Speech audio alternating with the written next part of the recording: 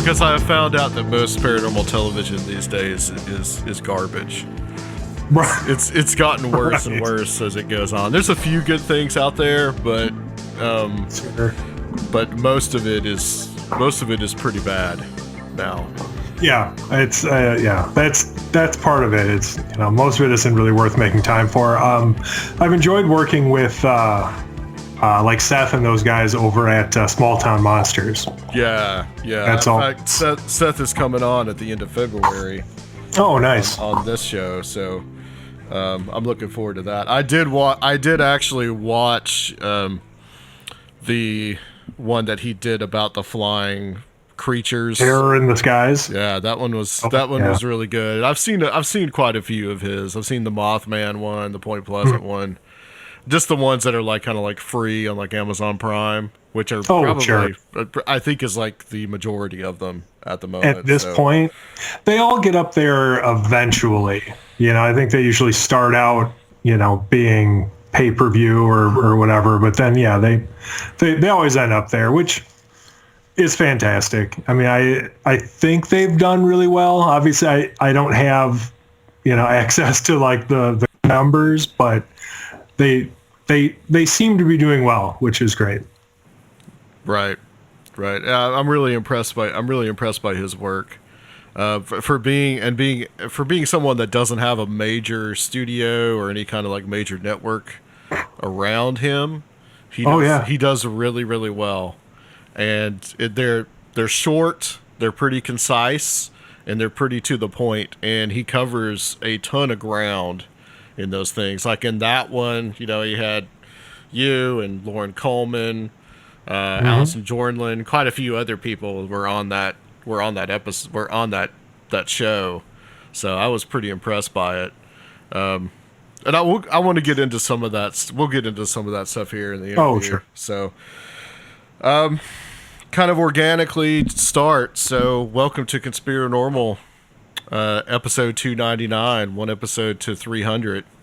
So you get to help usher that in, Tobias. So welcome to Conspirinormal. We've got Tobias Wayland, and he is the author of a book called The Lake Michigan Mothman, which the subtitle is High Strangeness in the Midwest. And this is a subject that I've wanted to talk about for a little while now. Is the Lake Michigan, or otherwise known as the Chicago Mothman. And there's some really weird stuff to kind of get into here, so let's just get into it, Ben. Welcome to Conspirinormal. Hey, thanks for having me. Hey, thanks for being here. Let's talk kind of like about your background and how you got interested in studying this phenomenon and kind of compiling it about the whole Chicago Mothman cases. Let's get into that. Sure. Well, I'll try to make it as succinct as possible. So, I experienced a slew of paranormal events starting when I was a child, and this was pre-internet, and so what I would do, because I didn't really have anybody I could turn to about that, is I would go down to the local library, and I found books on strange subjects on paranormal phenomena written by guys like Lauren Coleman and John Keel and Brad Steiger. And those books had a huge impact on me. And, they really let me know that there were other people out there, like real people, like actual people who were experiencing similar things. And so, I became fascinated with the subject matter. And, as I grew older, in my late 20s, I decided that I wanted to start investigating this stuff. I wanted to kind of do my part, to help, to help people and to help people maybe try to understand this stuff, try to make some sense of it. And so I volunteered as a field investigator for the Mutual UFO Network. And, I did that for several years. And it a good experience overall. I think wasn't. I would say that the organization isn't necessarily going in the same direction that I wanted to go in. And so it was a good experience. I think that it's taught me a lot about investigation. Yeah. But I really felt like I needed to go in my own direction, and so I left there, and I kind of bummed around for a couple of years, and then I met my now wife, Emily, and she didn't have the same background as me, but she had an interest in this stuff, and so my degree is in English, and her. Well, she has two, actually. Hers are in design and photography. And so with our particular skill sets, we're like, well, we can do something with this, right? I mean, we're interested in this stuff. We're passionate about it. We want to help people. There's something we can do here. And so we came up with the idea for the Singular Fortean Society. And what that evolved into over the course of its first year, because we really spent most of 2016 when it launched. We really spent most of that year just kind of figuring out what we wanted it to be. We had sort of a general idea, and so what it evolved into by 2017 was a paranormal news outlet in investigative team, and then a community. And we thought those three things, investigating paranormal phenomena openly and honestly, reporting the news, again, openly and honestly, without a lot of hype or just taking it seriously, frankly, which is a huge problem for most mainstream news sources. And then, being able to form a community where people can feel safe talking about this stuff. Those were the three tenets that we basically came up with, and it's really been a very fulfilling project, and like I said, I mean, it's really been a way for us to be able to help people and I think sort of help ourselves through that. And it was through the Singular Fortean Society that I first came across the flying humanoid sightings down in Chicago. So, okay. I had seen 3 sightings in the spring of 2017. It was April 2017. Come through the MUFON case management system. And they were interesting sightings. So I wrote an article about them for the Singular Fortean Society and published that. And honestly, I didn't really expect them to go anywhere. I thought they were interesting because they were relatively close to home. I just live up in Madison, Wisconsin, so we're maybe 2 hours north of Chicago across the border. Yeah, not too far. Yeah, it's been real easy for us to get down there and do on-site stuff too when people are open to that, which is great. So I saw those come through, and there really wasn't much follow-up done by MUFON. I talked to Sam Moranto, who's the state director down in Illinois there, and they were never really able to communicate with any of those witnesses, the first 3, like those initial 3. And so, the investigation surrounding those was pretty lackluster, frankly. And was it a lack of interest on their part? I think that, there have been some issues, I think, with how MUFON has approached these. Yeah. And we can get into that a little bit. I think just from my experience working with Sam, because anytime, MUFON gets any one of these, Chicago or Lake Michigan Mothman cases, I reach out to him.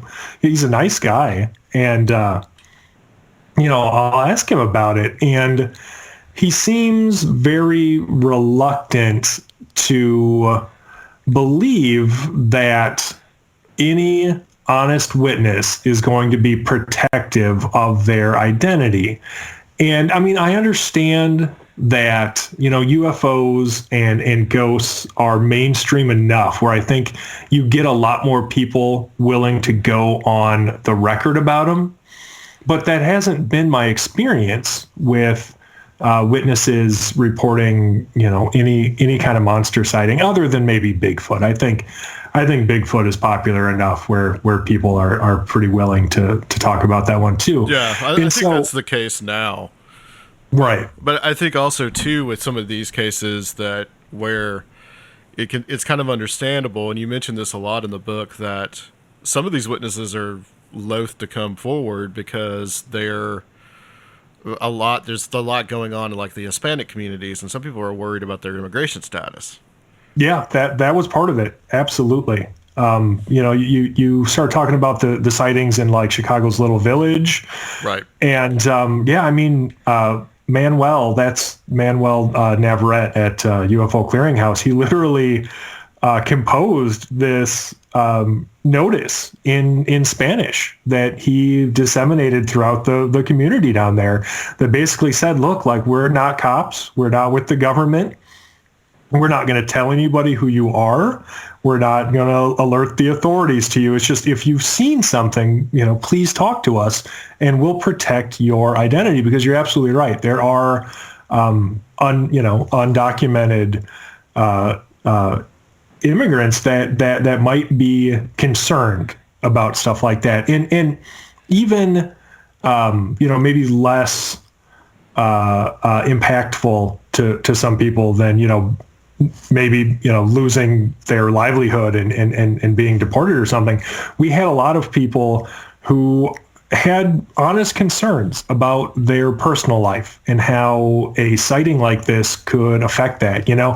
I guess I don't really know what kind of, stereotype people envision when they think of the type of person who would, report something like this. But I got to tell you, it's been across the board. I mean, literally every socioeconomic class that I can think of, other than, well, I don't know, maybe we don't have any 1%ers or anything.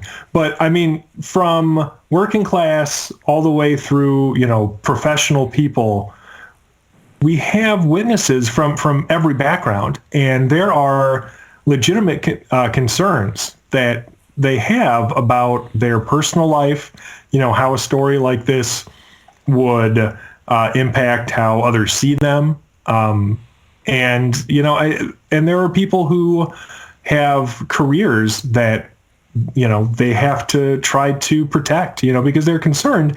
Can you imagine being a lawyer or a politician or something and coming out and saying, hey, I saw this creature, this with bat-like wings and glowing eyes, and what that might do to your livelihood? I mean, of course people aren't going to, Sure. They're not going to risk that. Yeah, of course there's a ridicule factor that's there, right, that I think that used to be there with UFOs and used to be there with Bigfoot.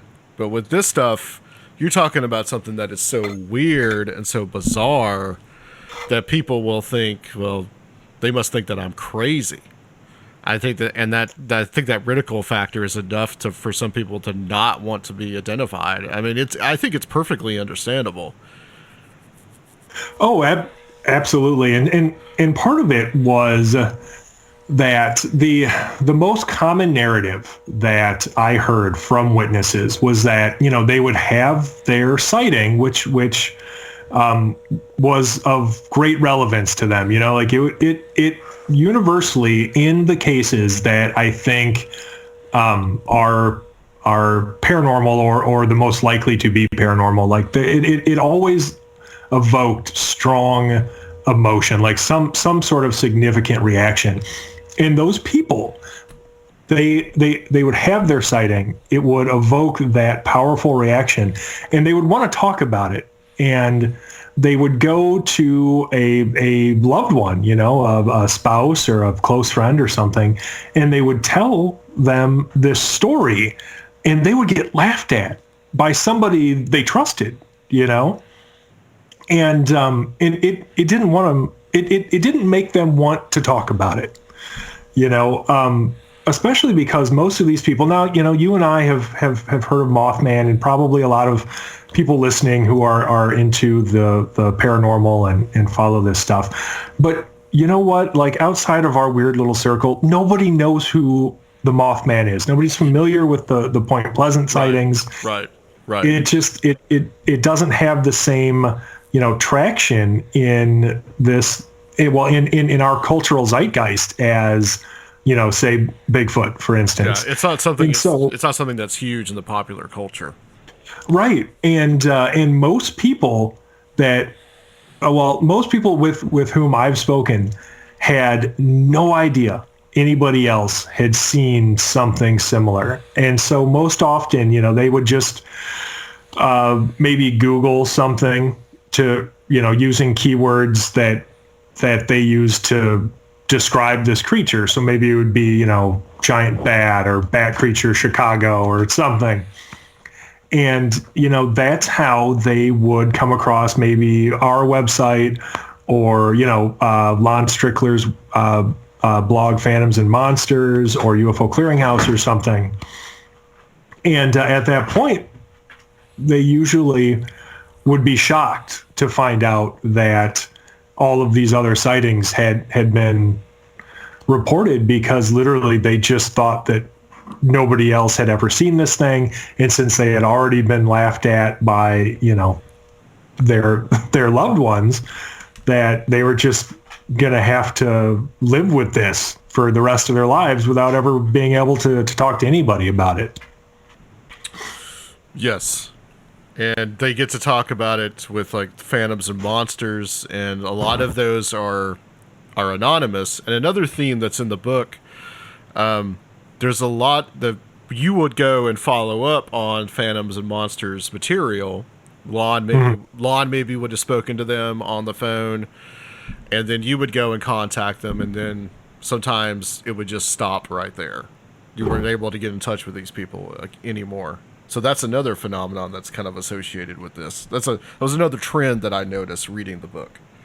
That definitely happened. And it's difficult, I guess, to know exactly what to make of that. Now, it has happened in the past, not necessarily this investigation, but it has happened in the past where, I've followed up on something and the person pretty quickly cut off all communication, usually because I start asking uncomfortable questions. Like, the best example I have of that was, you probably remember this. There was a frankly ridiculous Dogman photograph circulating on the internet that was supposedly taken near Elkhorn, Wisconsin, which was or is famously the site of the Bray Road Beast. Yeah, I am familiar with what you're talking about. Yeah.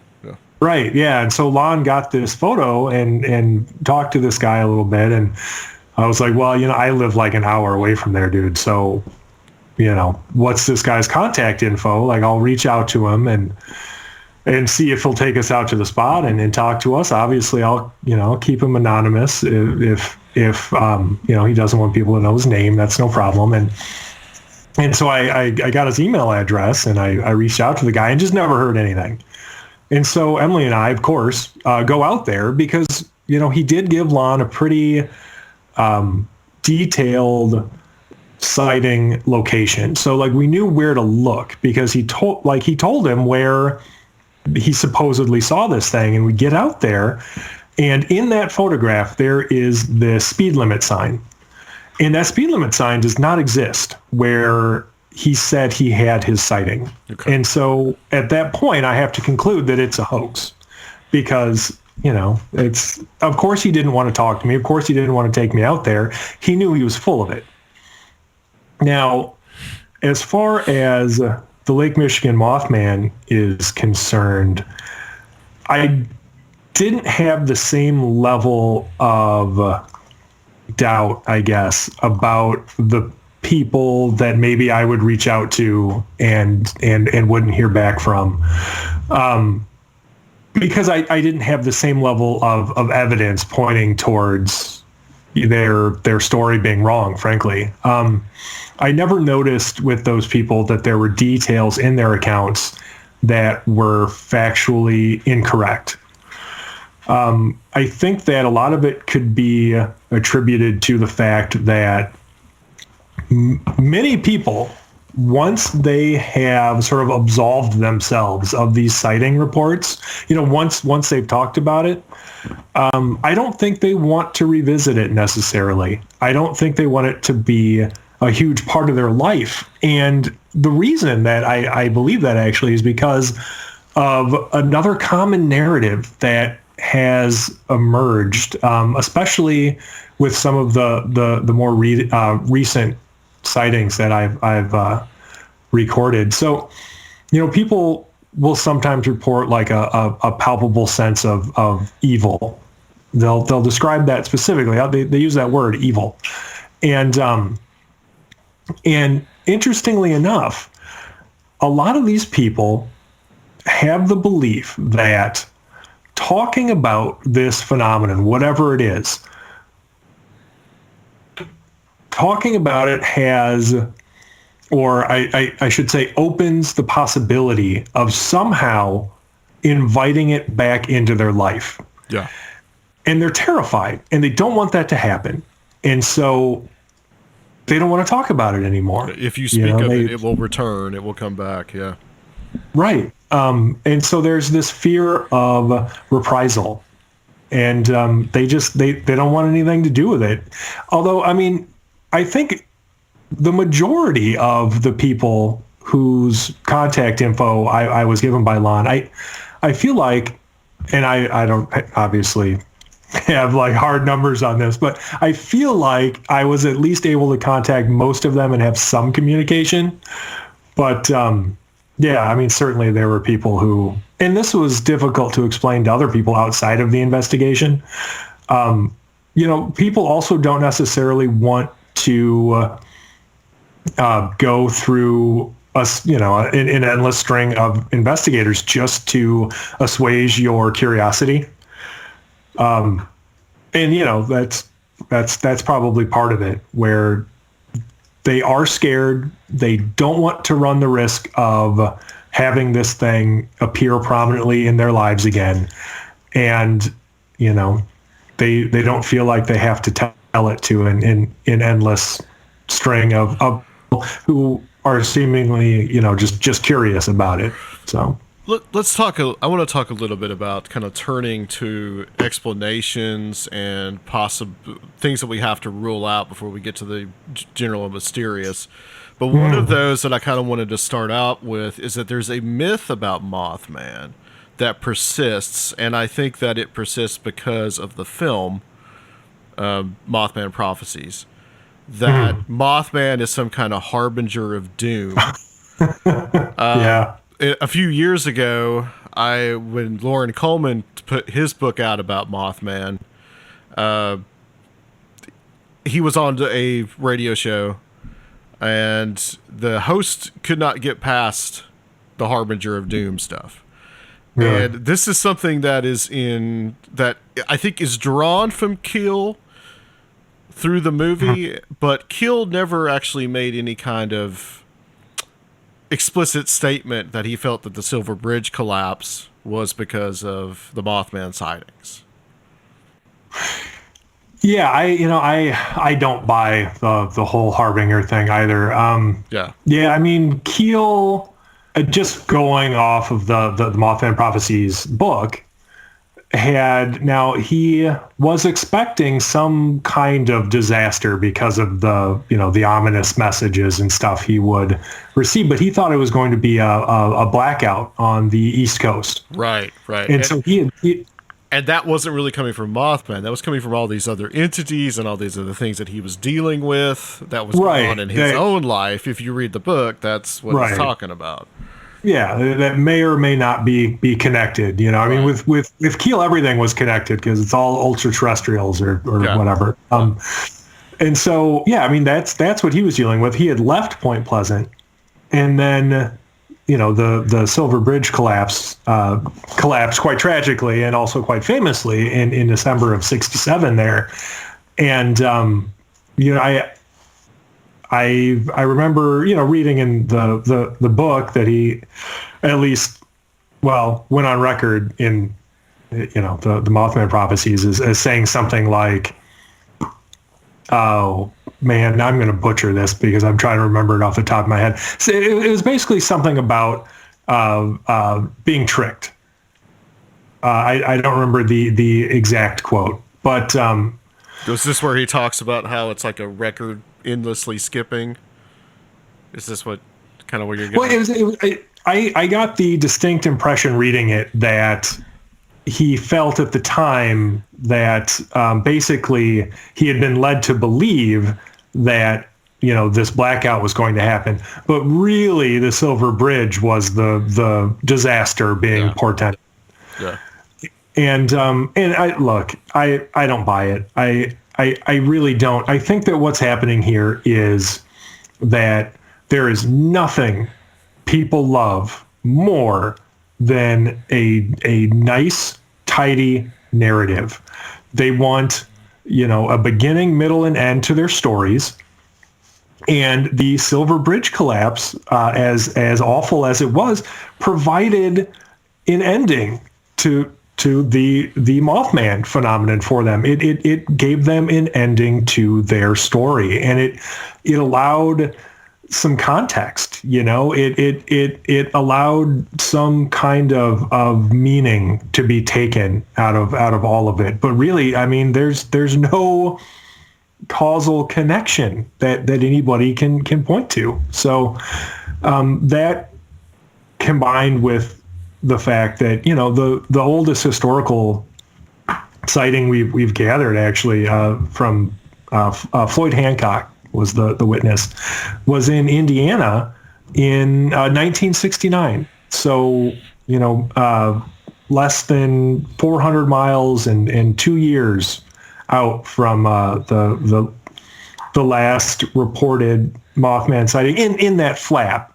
There have been sightings since in West Virginia, even, but which is the other reason that I think most researchers who are fairly knowledgeable about these reports don't buy the whole Harbinger thing. And you mentioned Loren Coleman before too, and he very famously and very importantly, I think, pointed out that we have all of these other legends that have started now thanks to that movie, like the Blackbird of Chernobyl, for instance. Right.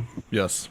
Yeah. Yeah. I mean, nobody's ever been able to source that story. I mean, you can't trace it back to a person because it started on the internet after this movie came out. Right. Yeah. It started after 2001, which is when the movie came out, and there was nobody. I don't think anybody ever looked at any reports that said that it happened at Chernobyl, and that was and there is this whole thing though that enters into, and you do mention this in the book, that there is a thought that the police in Chicago or the powers that be or whatever have been covering some of this stuff up because they don't want to start a panic because they're aware of some of these rumors and stuff that are going along on the internet. That's something, and I think whenever this started happening, a lot of people started thinking, because this was big in 2017, about 3 years ago, a lot of people started thinking something really bad is going to happen in Chicago because the Mothman. I mean, it's Chicago. Something really bad happens every weekend. Right. Right. Exactly. Which is an element I kind of want to come back to, but the explanations, some of the mundane explanations. Mothman in West Virginia was described as a sandhill crane. And you do think that some of these sightings in Chicago are in that area are actually sandhill cranes. Well, I think that they're likelier to be great blue herons. Okay. But yeah, I mean, a large migratory bird. Absolutely. And I have really strong evidence that that's the case in some of these. I think they fit a profile too. If you look at the sightings that happen during the day with no accompanying paranormal phenomena and no stark, feeling of fear or anything like that. None of the terror or paranormal elements that are indicative of the much weirder sightings. You see that what's being described could very easily be something like a great blue heron. And even beyond that, beyond all of the circumstantial evidence we have of, things like climate change and habitat destruction leading to more, herons having to live in these urban areas, even beyond that, is the Pilsen photographs. These are literal photographs from a witness that point towards large migratory birds being a part of this. And so for anybody who wasn't familiar with this already, back in 2018, I believe Lon was contacted by him first, and I spoke to this witness later. But there was a gentleman who was riding his bicycle to work in Chicago's Pilsen neighborhood. This was like the middle of the day. He was just riding to work, and luckily for all of us, he had one of those GoPro cameras attached to his bicycle helmet. Right. And so as he's bicycling to work, he sees this couple on the street corner. It's a man and a woman, and the man's pointing at something in the sky, and the woman is also looking at it, and so that draws his attention.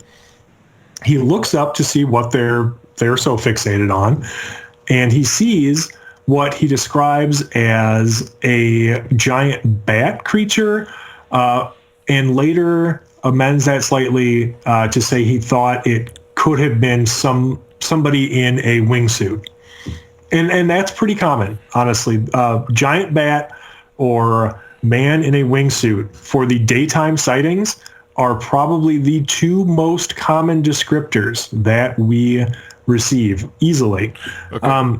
I want to address the man in the wingsuit, because that was the next one that I was going to, as the quote-unquote mundane explanation. For a mundane explanation, that is a ridiculous explanation. Oh, it's absolutely ludicrous. I live in Nashville, and I was just downtown today.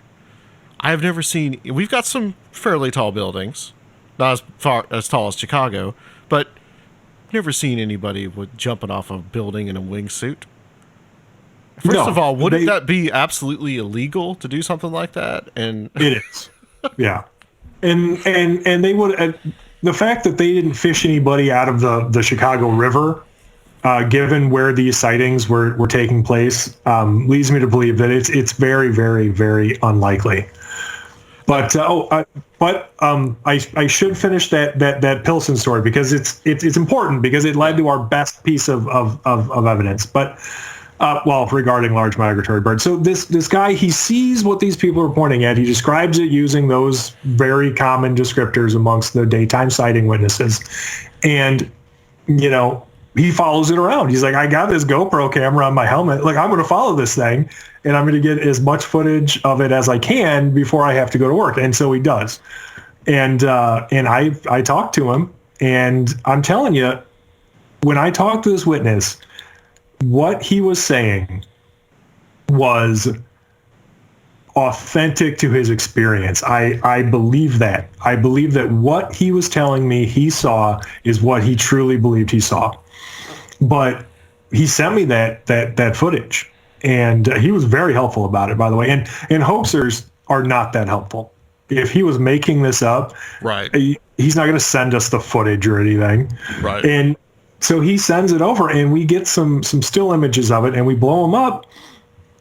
And I'm sorry, but it's a bird, and the silhouette of this bird very much matches a great blue heron in flight. And so, those profile or those cases that match that profile. So daytime sightings of something that people say looks like a man in a wingsuit but that have no associated paranormal phenomena, none of the stark terror, those, I think that those most likely are misidentifications of a great blue heron. Because if you look at their profile in flight, they always fly with their heads back, right?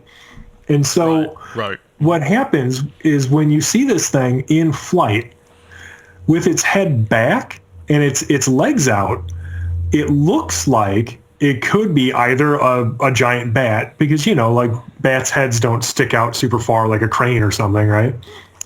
Or it looks like it could be a really skinny person, because you see, this weird like bat silhouette, but with like weird skinny legs sticking out behind it. So, yeah. And that combined with the circumstantial evidence, like that particular profile of sighting, I think is likely misidentifications. But people love to fixate on that.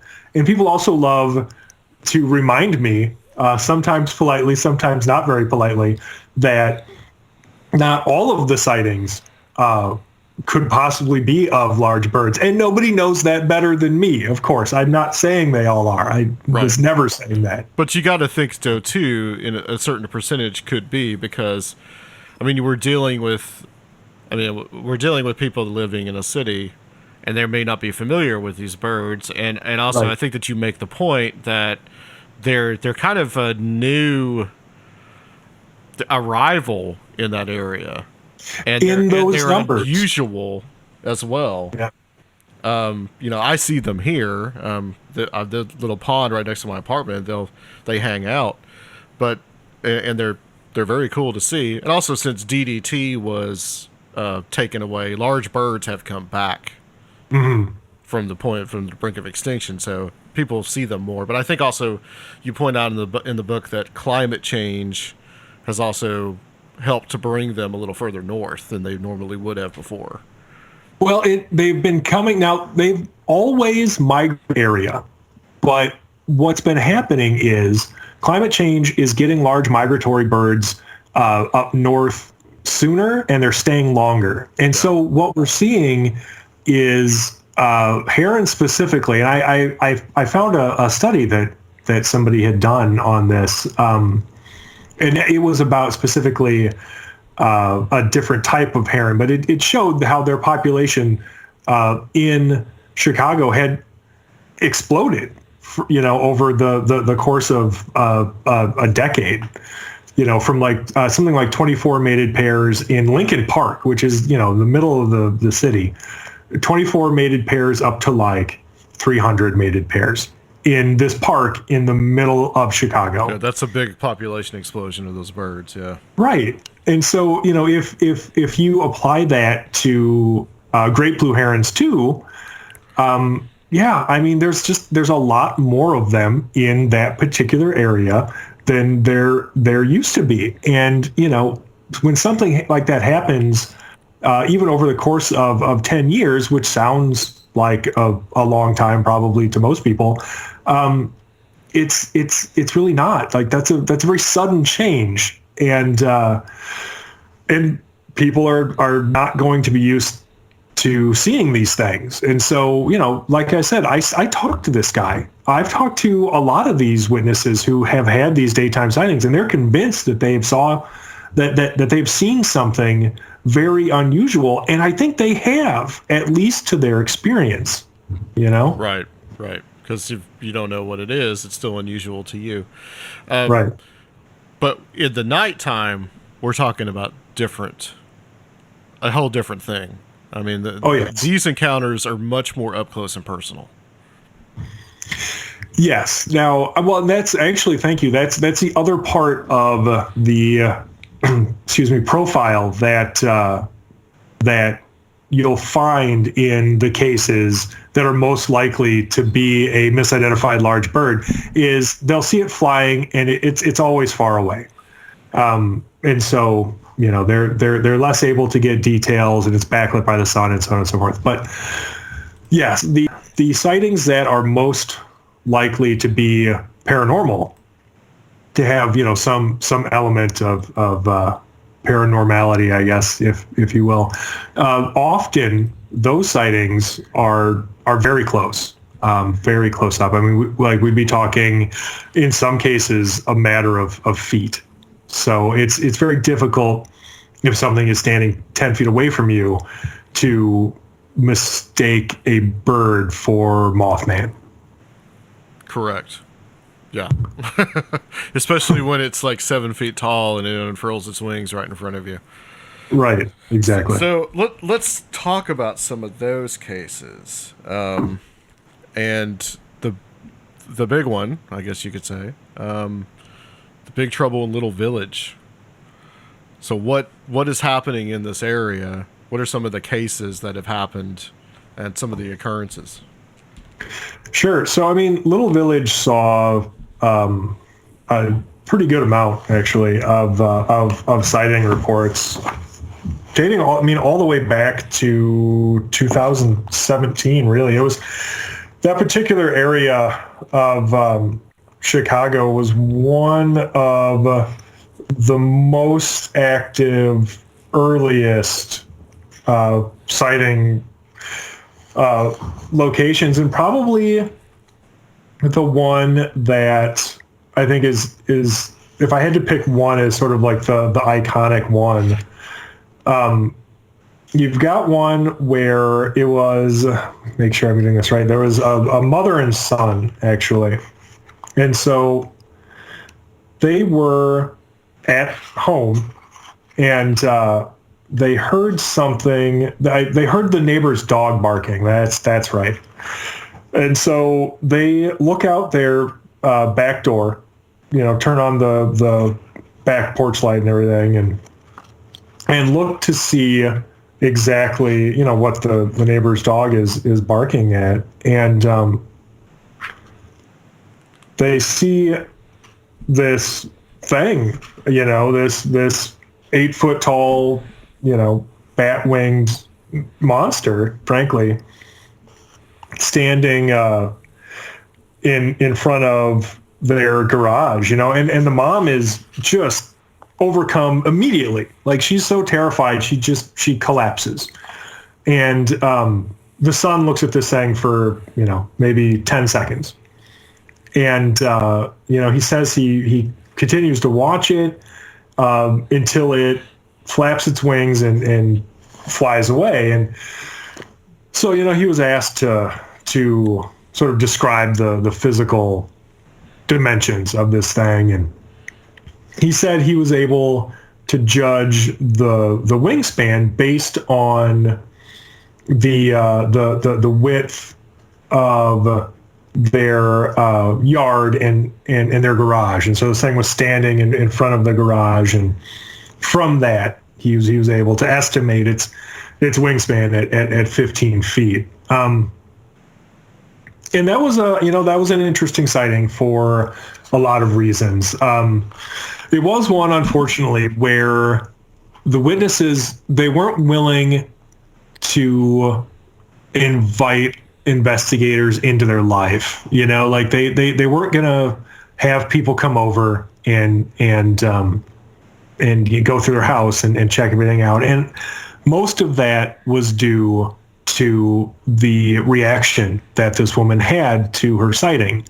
And it's something that we've talked about and we've seen again and again in these sighting reports. But what they did do was, now this guy talked to his girlfriend about his sighting, and she drew a sketch up of what he had seen. So he described it to her, and she drew the sketch up and she sent it in.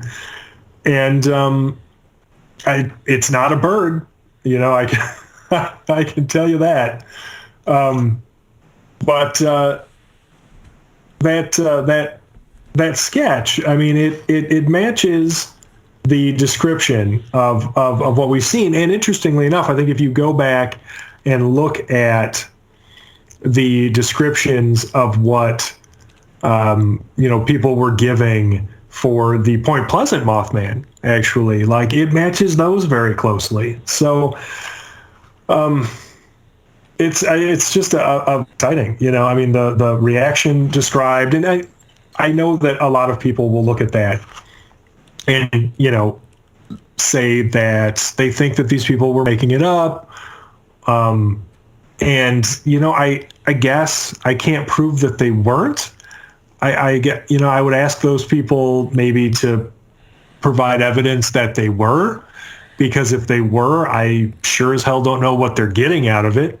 What would be the point? And that's the thing too. I mean, some of these people that I'm assuming, I think Manuel probably interviewed some of these people, or some of these people like actually went and talked to them. I mean, if he filmed them talking about it, I mean, if you could probably see like the visceral reaction people would have. Like they probably did experience something real in that environment. Absolutely. I mean, I can vouch for the fear that is plainly visible on witnesses' faces. I remember specifically, I won't name this witness because, I told her that I would protect her anonymity, but I was interviewing this witness about a sighting she had back in 2001, and I could tell that, she was afraid. And when I mentioned that, nobody, so far as I know, since I started covering these, had ever been actually hurt, and almost nobody has a second sighting, the relief in her voice, like she was on the verge of crying. She was so relieved to hear that she didn't have to be afraid, because the evidence that we have so far shows that there is basically no threat seemingly to anyone's physical safety. And so that fear, it's real. It absolutely is real. And I know a lot of people who probably haven't had an experience themselves might find that difficult to understand, but I mean, it colors their whole life. I mean, this is paradigm shattering stuff for most of these people. Oh, as I'm sure, yeah. I mean, I can totally understand. If you see a 7 foot tall flying man, that that would do it. Right. One thing I wanted to add about this, and I thought about this at the time, because there seems to be an element to this. I mean, you've got where this was happening in Little Village, and there seems to have been a lot was happening in that area. And it was happening in a predominantly Hispanic community. And there were, the previous year, all these sightings of phantom clowns that were going on. And these were happening in like a predominantly like African American communities. And so you've got two groups of people that you could say they're kind of like living on the edge, a lot of social tensions within the community. Chicago, there's a lot of violence there.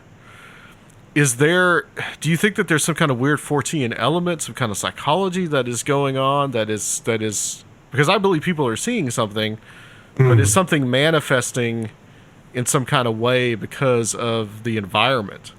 Because the clown stuff was weird in 2016. 2017, we get flying creatures. It's right. Very strange. Well, maybe. Now, I guess the reason that I would give pause before supporting that would be because of how widespread the sightings really are. So, I mean, Little Village, as important as it is, as far as, its particular density of sightings, by no means, comprises even a majority percentage, of these sightings. They're all over the place, and it's people from every walk of life, from all around Lake Michigan, and that's why I called it the Lake Michigan Mothman, frankly, is because I was getting a little, well, more than a little, if I'm being honest.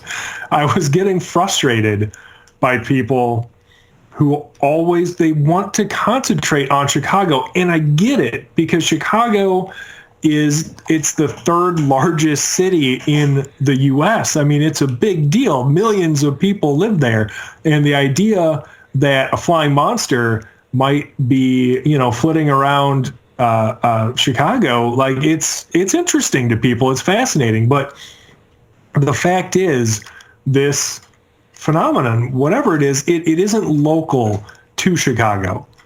It's everywhere, seemingly within a couple 100-mile radius of Lake Michigan. Although, frankly, like, we've got reports of similar sightings from across the country. Most of the ones I've received have been in the Great Lakes region. And I don't know if that's because there's something special about that region, or if, that's just my reach. I mean, I live in Madison, Wisconsin. A lot of the sighting reports I get in general are from the Midwest. A lot of them are from the Great Lakes region, but I live in the Great Lakes region. So, maybe internet searches are just more likely to get you to me if you live around the Great Lakes. I don't know, but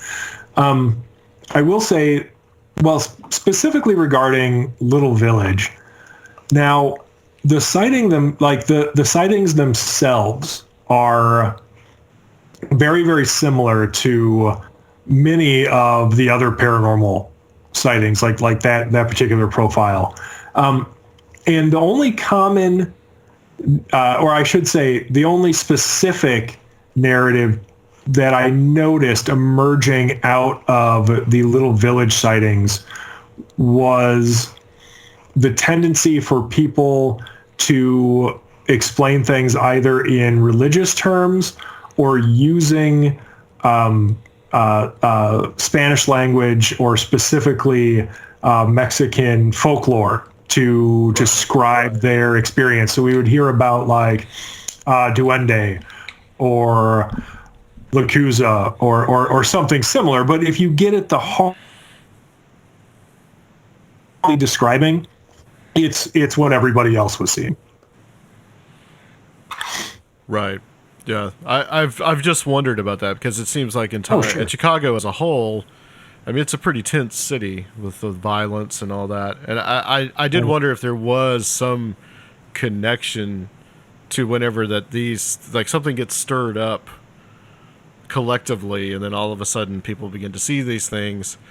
Right. And it seemed like in 2016 as a whole, as a country, we were under a great amount of tension, and all of a sudden everybody started seeing clowns left and right. It was an election year. It was bizarre. And so I've just always wondered about that tension, whether or not that can create these type of things. So let's talk a little bit about some of these other cases that are not in Chicago. And you mentioned one in, probably mangle this word, Makawanago in Wisconsin. So that's outside Makawanago, yeah, Illinois. So right. You you investigated this yourself. Yeah. And so I believe this witness contacted Lon originally, and then Lon, gave us the witness's contact info. And so I got a hold of him, and I talked to him over the phone, and we were able to schedule an on-site investigation. Very forthright witness, but this was another one where, and this was face to face. A lot of the time, I only get to talk to people over the telephone, but this was one where face to face.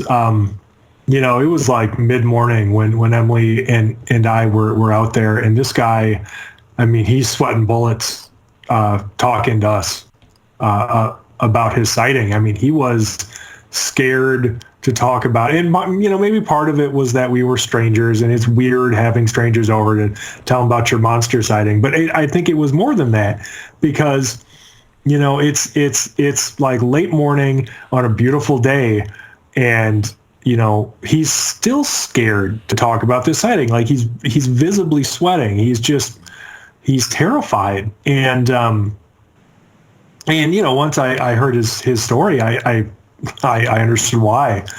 So interestingly enough, his sighting actually took place around the same time in 2017 as the three MUFON reports that kicked everything off.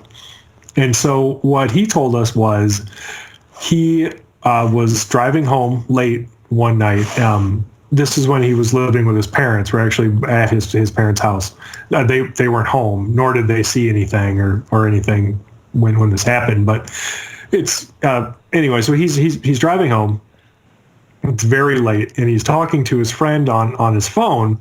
And so he gets home, and he decides he's going to continue the conversation outside. I think he didn't want to go inside and wake his parents up talking on the phone super loud at like midnight.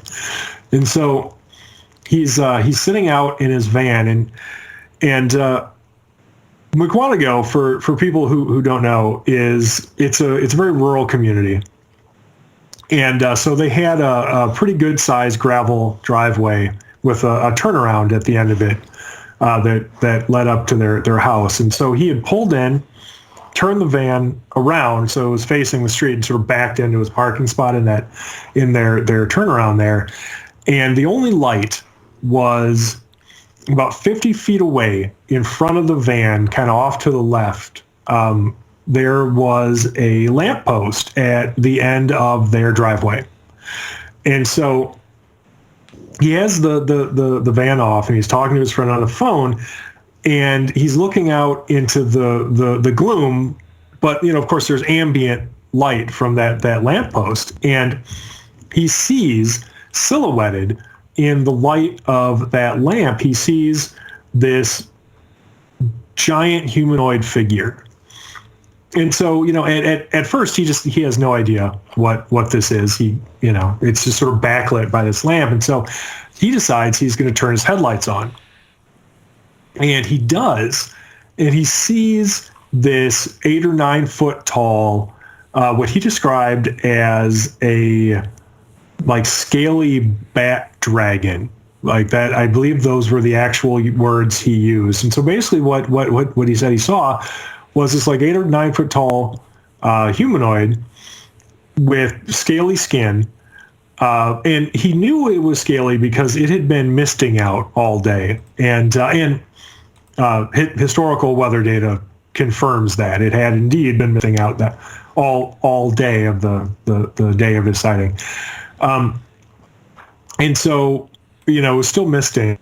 And he said that he could tell by how wet and sort of reflective its skin was. He could tell that it was kind of scaly. And so he said it was standing there, and it had these bat-like wings, and it was standing in a position where, now if you can picture a bat hanging upside down, how it has its wings sort of crossed across itself, but standing upright. So it's standing there in front of him, and it has its wings crossed over its body in front of it. And he said it had these huge black eyes, and he's staring at this thing, and it's staring at him.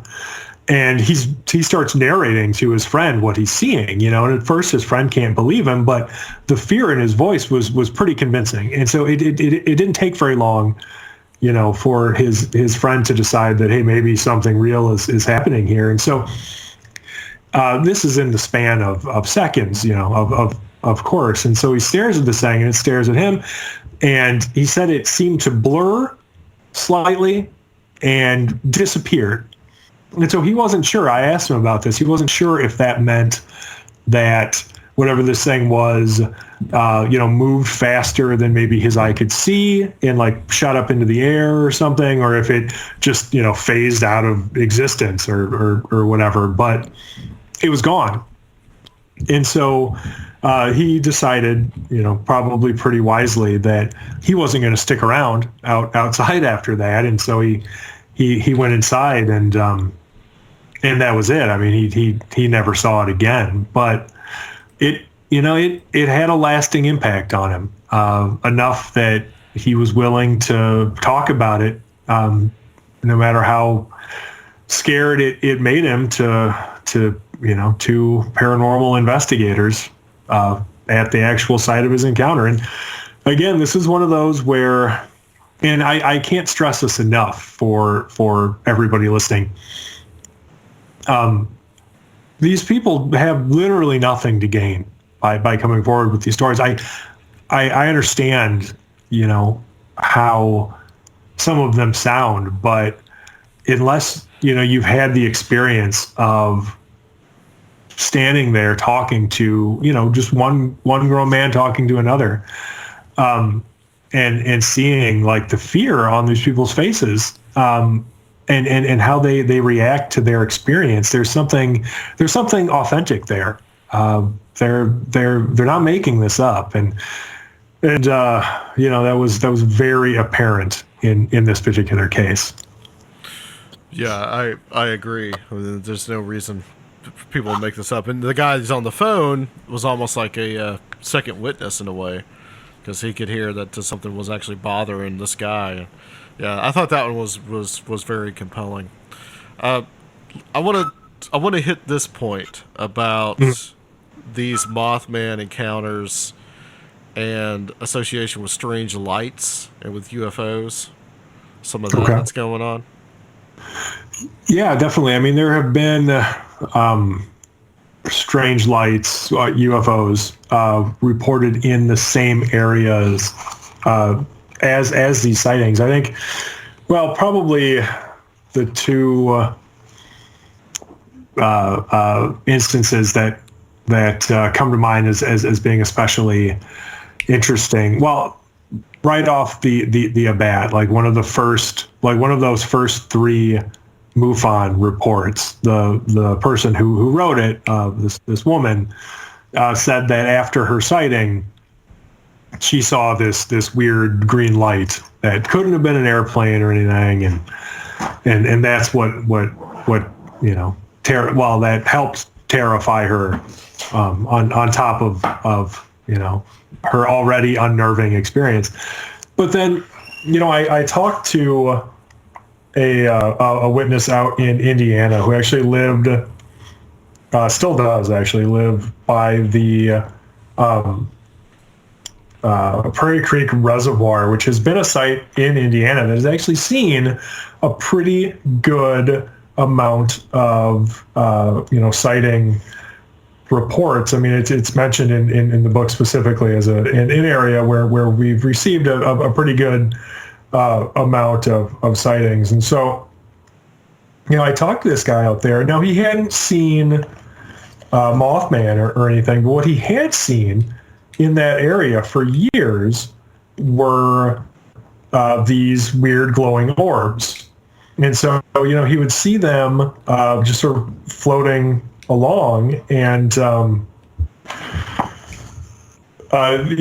were in close proximity to the same area as the Mothman sightings out there. And so you see this in pretty much every case where somebody reports UFO activity or strange lights. There's no direct connection, like nobody sees this flying humanoid interacting with these lights. It's very rare to see them in the same place at the same time.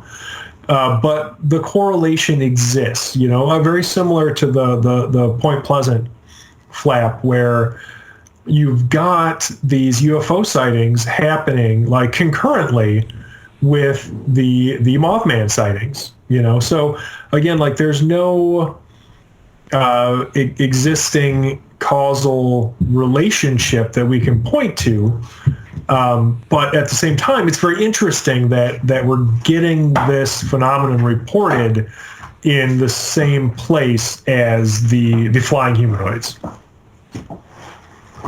Right, and you got UFOs and like small little lights too that are being seen, which is particularly interesting. I know that you've talked to Tim Renner, and he's talked about seeing those same kind of things on Bigfoot hunts, no less. Yeah, well,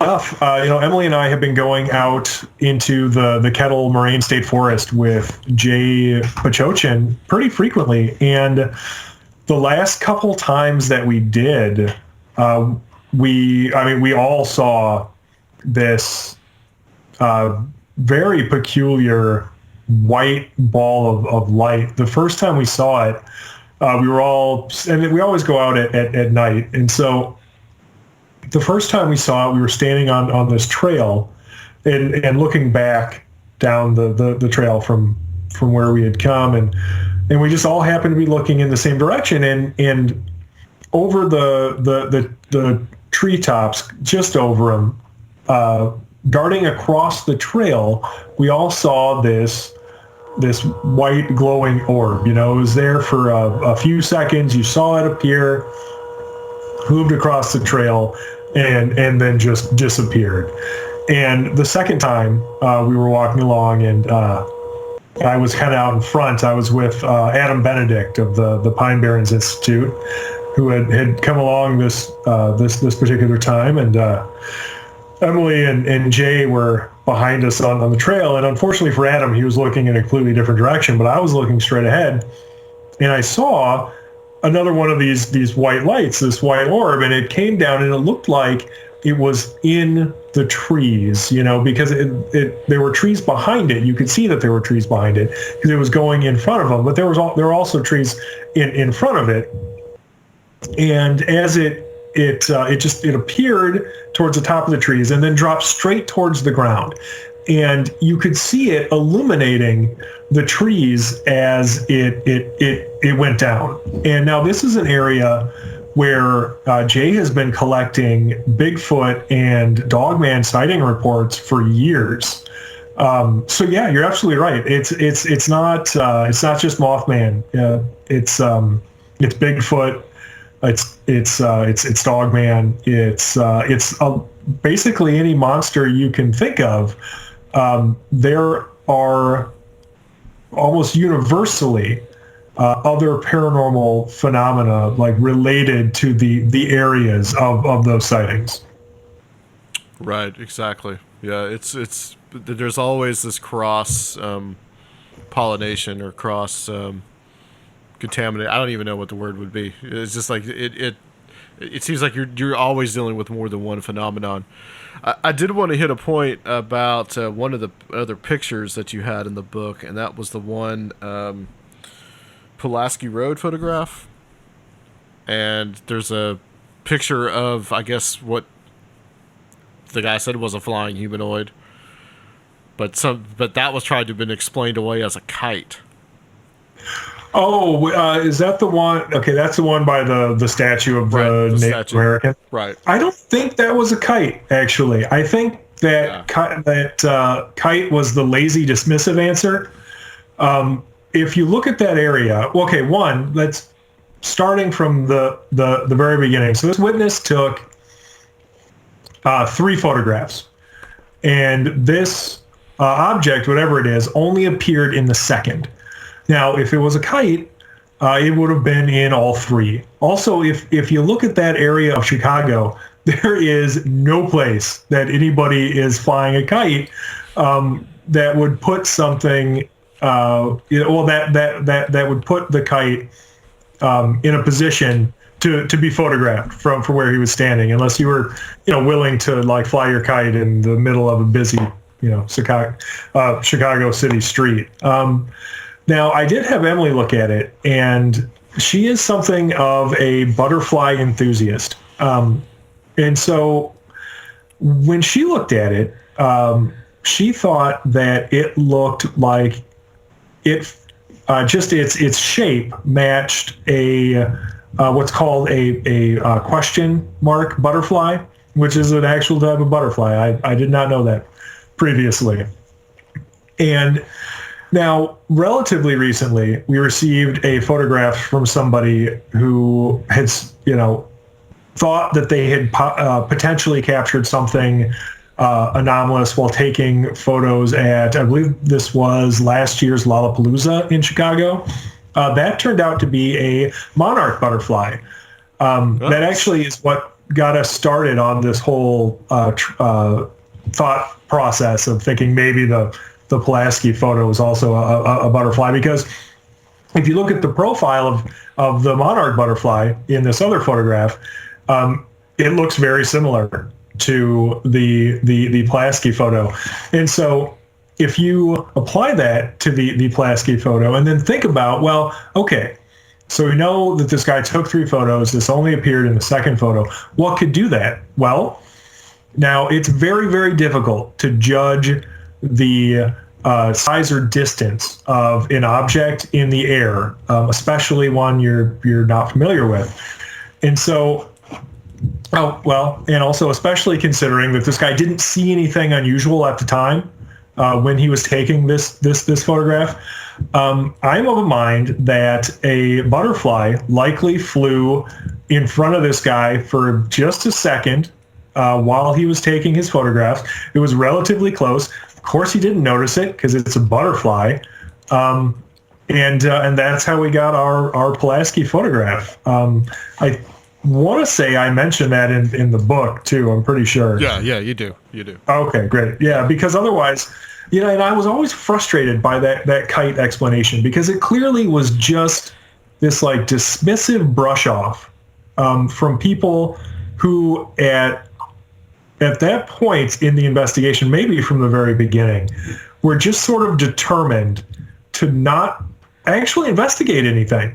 Like, they didn't care about investigating it. They just wanted to be the smartest person in the room, And it was just such a, like I said, just such a lazy, dismissive explanation with absolutely no bearing in reality if you actually engaged with this witness's, testimony. So, yeah, it's sorry. That's just one that I have strong feelings about, because it was just a certain people's style of investigation that we've been fighting against since the advent of our investigation, where people, they want to insert themselves into it and they want to make it about themselves, but they don't want to do the work. And so, they've never spoken to any witnesses, and they haven't actually engaged with the subject matter. They're not really familiar with the investigation, but they're very willing to come out and say that this thing was a kite with no evidence to support it.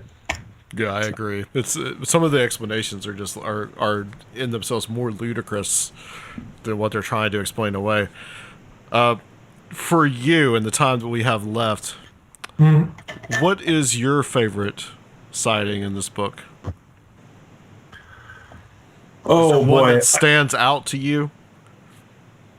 I would say, I mean, if it could be a set of sightings, I would say the Woodstock sightings. That was another one where, Emily and I went down there, and the initial witness who had his sighting in, I believe it was February of 2019.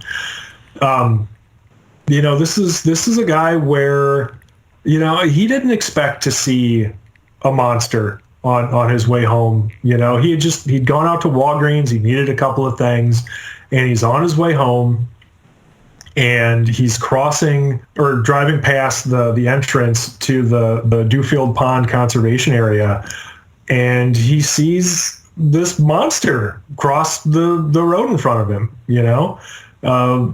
This was an unusual one. I guess kind of like the McWanago witness, where it didn't necessarily exactly match or completely match the idea of a smooth bat-like flying humanoid, because what he said he saw was this hairy, almost Bigfoot-like creature with these big bat wings, walk across the street in front of him.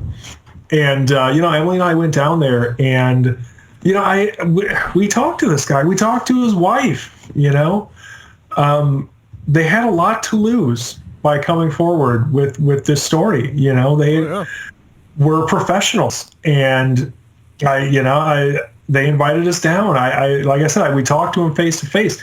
I've seen their house. They were nice enough to take us around the sighting area and show us kind of where everything happened. And we even found a really weird footprint while we were there, which was interesting. And yeah, these, like, just specifically those witnesses were the epitome of people who had everything to lose by coming to us with a story like that. And that made a big impression on me. And their credibility, well, I mean, both of their credibility, but only the man had the sighting, of course. But their credibility was outstanding.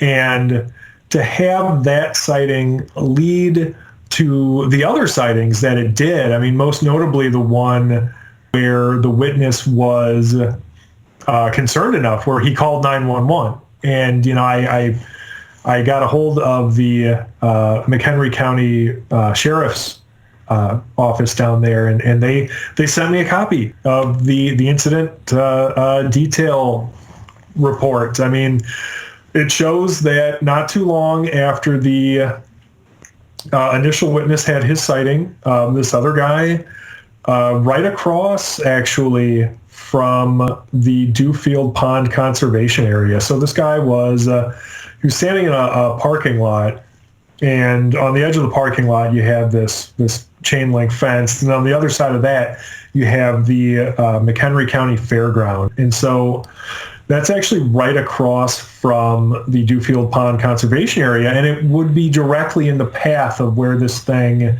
reportedly went after the initial witness saw it.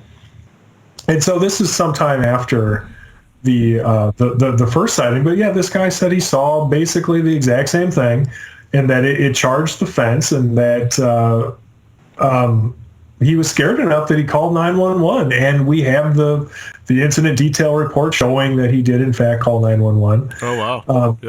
Yeah. That's in the book too. You know, I can't just talk about something like that and then not show it to you. You know, I did go and I redacted some of the personal information because I do feel strongly that people deserve their privacy. You know, like, nobody needs to contact this guy. Nobody needs to bother the sheriff's deputy about it. Like, it's in the report. So, but yeah, I think Woodstock definitely had the greatest impact on me overall. Excellent. Well, Tobias, this has been fabulous, man. I've really enjoyed talking to you. It's been a great subject to talk about. Can you tell people where they can get the book?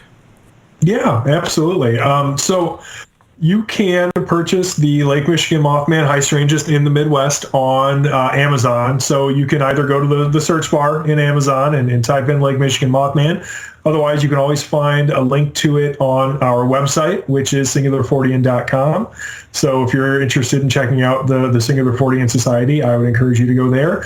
Or you can follow us on literally any social media platform you can think of: Facebook, Twitter, Tumblr, and Instagram. And if you are interested enough in the Lake Michigan Mothman or what we do at the Singular Fortean Society that you want to be a part of it, I would encourage you to check us out at patreon.com/singularfortean. Excellent. Well, thank you, Tobias. This has been a great episode. Thank you for being part of episode 299 on the cusp of 300. Happy to be here. Stay on the line for me. I'm just going to close this section out. And guys, I will be back. I will be back to close out this episode on Conspirinormal.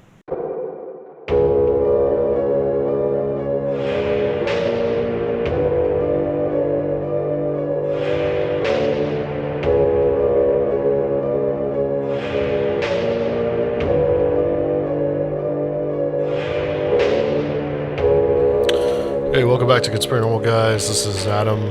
I am flying solo this week, in case you guys didn't notice, because Seraphiel is on vacation. But he will be back to talk about that in a forthcoming Patreon episode where we'll talk a little bit about his vacation and a few other things that we've kind of got on the agenda that will be out on the Friday after this show posts. So, guys, look forward to that. Episode 300, as I mentioned before, is next. So we're going to have a big show. So this show is a little bit short this week, but we did have a 2-hour episode with Mark Anthony Wyatt, and then a 2-hour episode before that with Jerry and Nish from Nox Mente.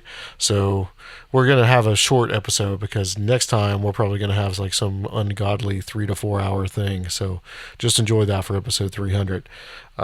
All the usual stuff, guys. Please support us on Patreon. That's patreon.com/Conspirinormal. We're starting to put a lot of different episodes up there and trying to do that every week. $1 at the moment gets you in. And also leave us a review on iTunes and subscribe to the YouTube channel at Conspirinormal Podcast. So that's it, guys. We're really stoked for episode 300, and we will be back with the full crew.